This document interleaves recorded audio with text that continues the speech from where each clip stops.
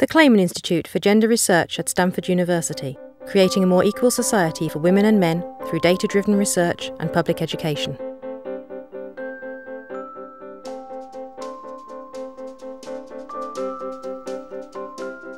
I think that the issues are different now.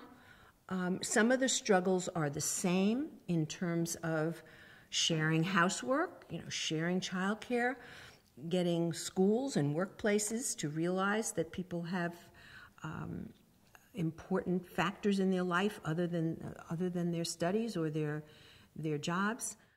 If you had asked me 40 years ago, did I think we were going to be where we are now, I would have said no. I would have thought that things would have changed much more rapidly.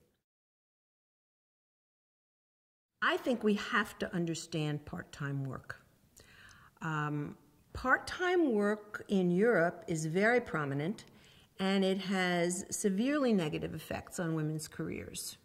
So they have part-time work, and they have many fewer women in high positions. We don't have part-time work, and we have more women. How can we get both? How can we get part-time work for men and women who want to do that and not penalize them for it? That's a real problem. Interestingly, it's been solved in medicine.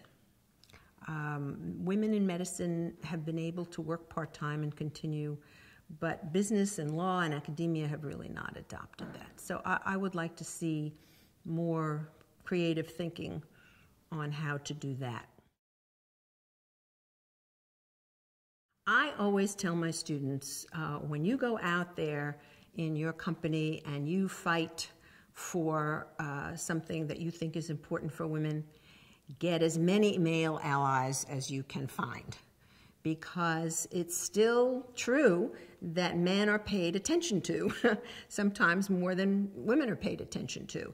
And if it's a male issue as well as a female issue, that might get the attention of top management in a way that just making it a women's issue won't.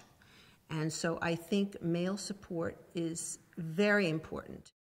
When I started teaching women and work at Stanford, I couldn't get even enough business school women to take the class because they felt it might not be good for their career to be too associated with women's issues. I had to open it to undergraduates so that I had enough women in the class.